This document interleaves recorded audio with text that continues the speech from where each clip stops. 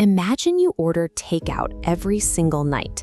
You are a great customer, sure, but you rely entirely on someone else to feed you. Now imagine you suddenly start cooking your own 5-star meals, and before long, you are the one selling them to the whole neighborhood. That is exactly what is happening right now with one of the world's largest militaries. For decades, India was that takeout customer.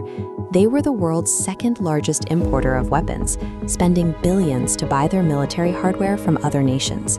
Look at this chart tracking India's defense exports. In 2013, the bar barely registers. Following the Make in India initiative, production shoots up, resulting in a 34-fold increase by 2024. Those locally built weapons now reach over 100 countries. Domestic factories are now engineering and building these vehicles and systems from the ground up, moving into high-scale manufacturing on these assembly lines. This shift translates into a new kind of hard power. India is moving away from its historical role as a dependent client and becoming a strategic supplier that other nations now look to for their own security. At the center of this massive manufacturing boom is one specific product, the BrahMos supersonic cruise missile. It started as an equal partnership. India brought its expertise in guidance software and navigation and teamed up with Russia, who provided the powerful engine technology needed to push the missile to extreme speeds. What makes the BrahMos so effective is how it flies. Traveling at Mach 3, it skims just feet above the ocean's surface. Moving that low and fast makes it nearly impossible for traditional radar to detect before impact. It is also incredibly adaptable. You can launch it from a truck on land, fire it from a submarine, or drop it right from a fighter jet in midair. Other countries quickly took notice of these capabilities. The Philippines recently purchased $375 million worth of these shore-based missile batteries to defend their coastlines. By co-developing a weapon that is tested and proven in real-world conditions, India is offering these countries a new option. They no longer must rely exclusively on the traditional big suppliers in the West or China.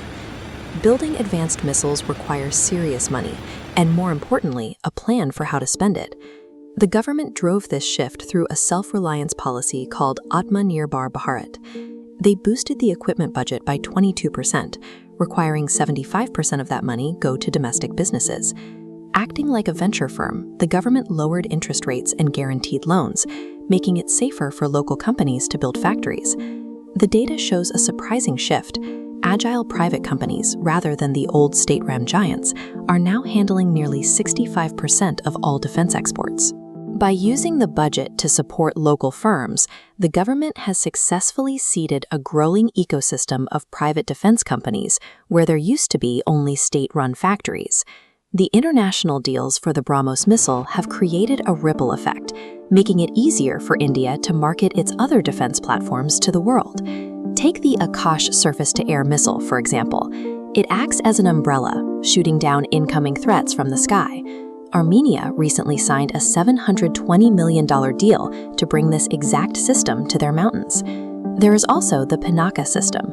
It is a heavy-duty, multi-barrel rocket launcher that can rapidly fire a barrage of artillery over long distances, adding another major tool to the export lineup. But the engineering hasn't stopped. The next step is the BrahMos-NG. It is a lighter, stealthier version of the original missile, specifically designed to be carried by India's own lightweight fighter jets, like the Tejas you see here. Then there is the future. Engineers are currently developing the BrahMos-II, a hypersonic weapon. Traveling at Mach 8, the sheer physical force of its impact could destroy heavily reinforced bunkers without even needing an explosive warhead. There are still real hurdles ahead.